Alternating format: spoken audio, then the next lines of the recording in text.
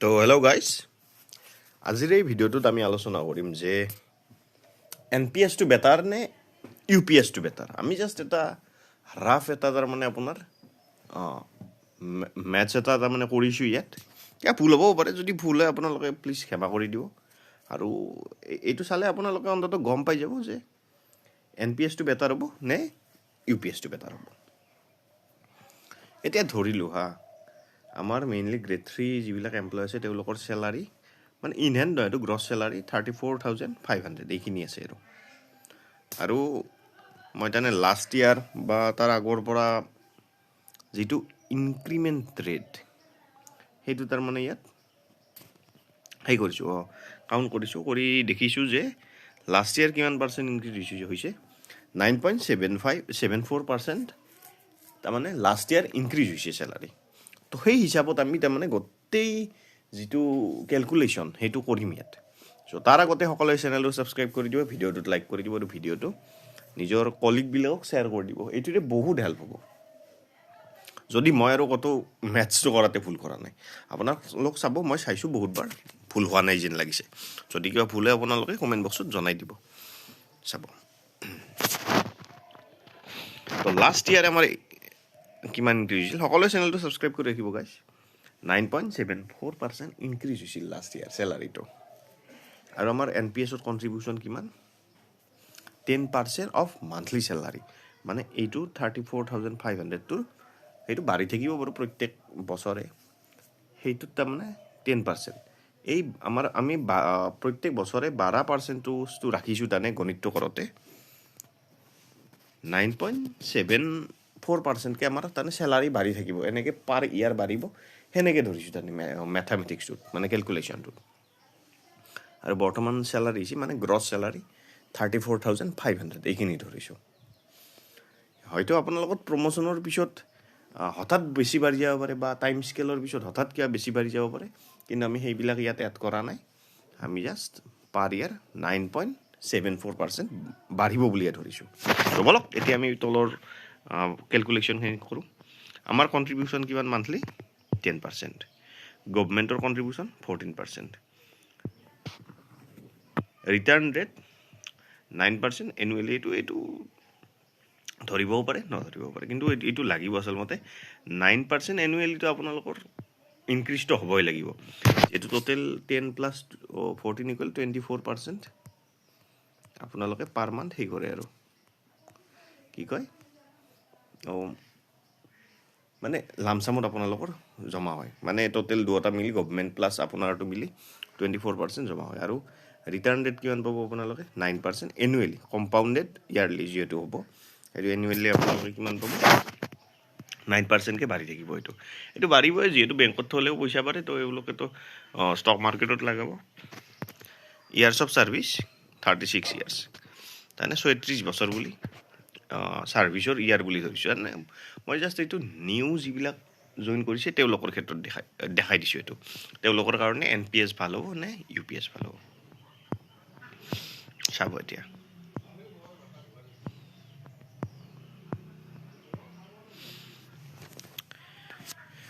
Current salary 34,500, growth rate 9.74%। তাৰমানে আপোনালোকৰ যদি এইটো পাৰ্চেণ্টেজত নধৰি এনেকৈ ধৰা যায়, কিমান হ'ব, 1 টকা যদি আপোনালোকৰ চেলাৰী কিমান টকা বাঢ়িব প্ৰত্যেক বছৰে, 0.0974 টকাকৈ বাঢ়িব। তাৰমানে যদি আপোনালোকৰ 1 টকা আছিল,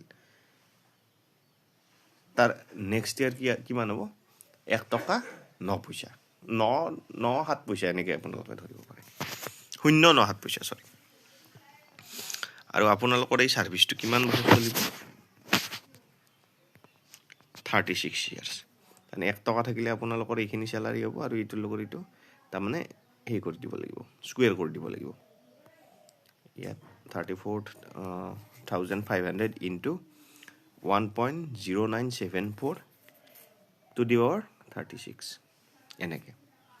চ' এইটো হ'লে আপোনালোকে কেলকুলেট কৰি যদি দেখা পায়, আপোনালোকৰ 36 ইয়াৰ পিছত আপোনালোকৰ চেলাৰী কিমান হৈ যাব, 457,859.50। এপ্ৰক্সিমেটলি এইটো কম হ'ব পাৰে বেছি হ'ব পাৰে কেলকুলেশ্যনটো আপোনালোকে বুজি পাইছে বেলেগ একো নাই just 3,4,500 into 1.974 to the power 36 এনেকৈ এইটো যদি আপোনালোকে কৰি দিয়ে আচ্ছা যদি কৰি দিয়ে ন তেতিয়াহ'লে বস্তুখিনি হৈ যাব তেতিয়া আপোনালোকৰ 36 ইয়াৰ পিছত আপোনালোকৰ চেলাৰী হ'ব 457,859,50 মানে এইটো 4,57,860 টকা আপোনালোকৰ 34 বছৰ পিছত যদি আপোনালোকৰ কোনো ধৰণৰ প্ৰমোশ্যন নালাগে বা টাইম স্কেল নালাগে তেতিয়াহ'লে আপোনালোকৰ ইমান টকা দৰমহা হ'ব মানে এইটো গ্ৰছ চেলাৰী ইনহেণ্ড চেলাৰী অলপ কমিব জাষ্ট গ্ৰছ চেলাৰীত এইটো কৰাৰ কাৰণটো কি তেতিয়াহে তাৰমানে আপোনালোকৰ টোটেল চেলাৰীটো গম পাব আপোনালোকে এইখিনি হৈছে আপোনালোকৰ তেতিয়া হাতত আহিব চেলাৰী চ' এনেকুৱা তাৰপিছত চাব এতিয়া আমি এই চেলাৰীটো থাকিল আৰু এইখিনিত এতিয়া আমি NPSৰ কণ্ট্ৰিবিউশ্যনটো চাম 9.74% চেলাৰী ইনক্ৰিজ পাৰ ইয়াৰ তাৰপিছত 9% এনুৱেল ৰিটাৰ্ণ অ'কে চাইছোঁ কেলকুলেশ্যনটো এতিয়া বৰ্তমান আপোনালোকৰ কণ্ট্ৰিবিউশ্যন কিমান মানে যদি আপোনালোকৰ 1 টকা চেলাৰী ন চ' আপোনালোকে কিমান টকা কণ্ট্ৰিবিউট কৰে 0.10 টকা পাৰ মান্থ কণ্ট্ৰিবিউট কৰি থাকে আৰু ইয়াত গভৰ্ণমেণ্টেও দিয়ে কিমান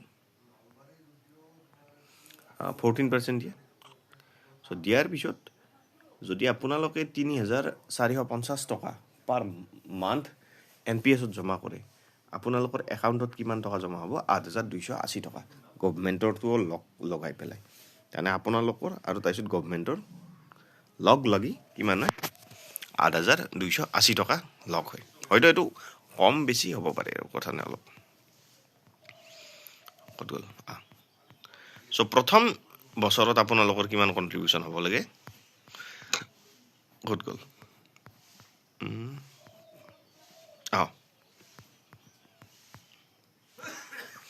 প্ৰথম বছৰত আপোনালোকৰ কণ্ট্ৰিবিউশ্যন হ'ব 99,360 টকা যদি চাই আপোনালোকে এটা এপ্ৰক্স ৰাফ হিচাপ এটা যদি কৰিছে বা আপোনালোকৰ যদি একাউণ্টো খুলি যায় NPSৰ একাউণ্টটো দেন ইমান মানে থাকিব হয়তো ক'ৰবাত বেছি থাকিব পাৰে কম থাকিব পাৰে তাৰপিছত এতিয়া আমি চাম 34 বছৰ আপোনালোকে থ'ব ন চ' প্ৰথম বছৰত আপোনালোকৰ কিমান জমা হ'ব 99,360 টকা আৰু সেই হিচাপত আপোনালোকে যদি ধৰক পাৰ ইয়াৰ আপোনালোকৰ চেলাৰী 9.74% ইনক্ৰিজ হ'ব তাৰে পিছত ধৰক তাৰ পৰা ডিডাকশ্যন হ'ব 10% চৰকাৰে দিব 14% সেই গোটেইবিলাক কাউণ্ট কৰি যদি আপোনালোকে একদম অল টোটেল লামচাম এমাউণ্টটো চাই আফটাৰ 36 ইয়াৰ্ছ অফ ছাৰ্ভিচ যদি আপোনালোকৰ কোনো টাইম স্কেল অৰ প্ৰমোশ্যন নালাগে জাষ্ট আপোনালোকে ফ্ল'ত গৈ যদি আপোনালোকে লামচাম এমাউণ্টটো চাই তেতিয়াহ'লে আপোনালোকৰ লামচাম এমাউণ্টটো হ'ব 18,85,9,957 টকা 90 পইচা এইখিনি হ'ব আপোনালোকৰ NPSৰ টোটেল লামচাম এমাউণ্ট হয়তো এইটো দেখাত অলপ ভয় লাগিব পাৰে ইমান হ'ব নেকি কিন্তু আপোনালোকে যদি প্ৰপাৰ কেলকুলেশ্যনটো কৰি চাই তেতিয়াহ'লে এইখিনিয়ে ওলাই আছে বৰ্তমান আৰু তাৰে পিছত চাব আফটাৰ 36 ইয়াৰ্ছ অফ ছাৰ্ভিচ আপোনালোকৰ চেলাৰী আহিব ইমান এইটো ইনহেণ্ড নহয় এইটো গ্ৰছ চেলাৰী আৰু আপোনালোকৰ টোটেল NPS কৰ্পাছ কিমান হ'ব আফটাৰ 36 ইয়াৰ্ছ 18.86 crore মোৰ ক'ৰবাত ভুলো হ'ব পাৰে ক'ৰবাত যদি ভুল হৈছে আপোনালোকে মোক জনাই দিব কমেণ্ট বক্সত আৰু চাওক দা কেলকুলেশ্যন এজাম্পছ আমি কি ধৰা গৈছে ইয়াত 9.74% অফ আপোনালোকৰ চেলাৰী ইনক্ৰিজ ধৰা গৈছে আৰু এনুৱেলি 9% NPSৰ মানে কণ্ট্ৰিবিউশ্যনটো ইনক্ৰিজ হ'ব বুলি ধৰা গৈছে এইটো ষ্টক মাৰ্কেটৰ লগত কথা যিহেতু এইটো কমিবও পাৰে বা কেতিয়াবা বেছিও হ'ব পাৰে আৰু তাৰে পিছত যদি আপোনালোকক ধৰক 60% দি দিব ন আৰু 60 আপোনাৰ 40%ৰ পৰাই আপোনালোকক চেলাৰী দিব সেইটো বাৰু এটা পিছৰ ভিডিঅ' কিন্তু আপোনালোকৰ ইন হেণ্ড কিমান টকা আহিব 11,31,60,000 টকা আপোনালোকৰ হাতত আহিব যিহেতু আপোনালোক 60% দি দিব লগে লগে 36 ইয়াৰ্ছৰ পিছত এইটোৰ ভেলু বহুত কমি যাব এতিয়া বাৰু 11 কোটি বহুত যেন লাগিছে কিন্তু তেতিয়া বাৰু কমি যাব ভেলুটো আৰু আপোনালোকে যদি এই ইউপিএছত যায় তেতিয়াহ'লে আপোনালোকৰ এইটো কি হ'ব পেঞ্চন হ'ব 2,28,930 টকা 36 ইয়াৰ্ছ পিছত এইটোৰ ভেলু অবভিয়াছলি বহুত কমিব এতিয়াৰ কিমান মান হ'ব 50-60,000 মান টকা হ'ব চাগে বেছিও হ'ব পাৰে বাৰু মই ইমান ইনফ্লেশ্যন ৰেটটো ইয়াত কেলকুলেশ্যন কৰি চোৱা নাই কিন্তু কথাটো হ'ল যদি ধৰক আপোনালোকে বেছি বছৰৰ কাৰণে ছাৰ্ভিচ কৰে তেতিয়াহ'লে মোৰ মতেতো NPSটো বহুত বেটাৰ যদি ধৰক এই ষ্টক মাৰ্কেট ক্ৰেছ নহয় কিবা নহয় আৰু সেনেকুৱা ধৰণৰ কিন্তু যদি আপোনালোকে ভাবে যে আমাক এটা পাৰ্মানেণ্ট ইনকাম এটা আহি থাকিব লাগিব যাতে আমি কোনো ধৰণৰ টেনশ্যন নোহোৱাকৈ খাই থাকিব পাৰোঁ দেন UPS আপোনালোকৰ এইটো নিজা কথা আচলমতে মই ক'ব লগা একো নাই কিন্তু ইয়াত কেলকুলেশ্যনত যদি কিবা ভুল হৈছে আপোনালোকে মোক কমেণ্ট বক্সত জনাই দিব যদি মোৰ পাৰ্চেণ্টেজটো ধৰাত ভুল হৈছে যদি ধৰক মই 9.74% ইনক্ৰিজ হ'ব বুলি পাৰ ইয়াৰ ধৰিছোঁ সেইটো যদি কম হয় মোক কমেণ্ট বক্সত কৈ দিব বা এনুৱেলি ৰিটাৰ্ণ যিটো পাৰ্চেণ্টেজ আছে সেইটো মই 9% ধৰিছোঁ সেইটো কিছু ক্ষেত্ৰত কম হ'ব পাৰে বা বেছিও হ'ব পাৰে চ' এনেকুৱা ধৰণৰ কিবা যদি ভুল আছে আপোনালোকে কৈ দিব মই তেতিয়া আৰু এইখিনি সেই কৰি দিম আৰু ঠিক কৰি দিম তো ঠিক আছে আজিৰ ভিডিঅ'টো ইমানেই সকলোৱে চেনেলটো ছাবস্ক্ৰাইব কৰিব ভিডিঅ'টো লাইক কৰিব আৰু ভিডিঅ'টো শ্বেয়াৰ কৰি দিব ধন্যবাদ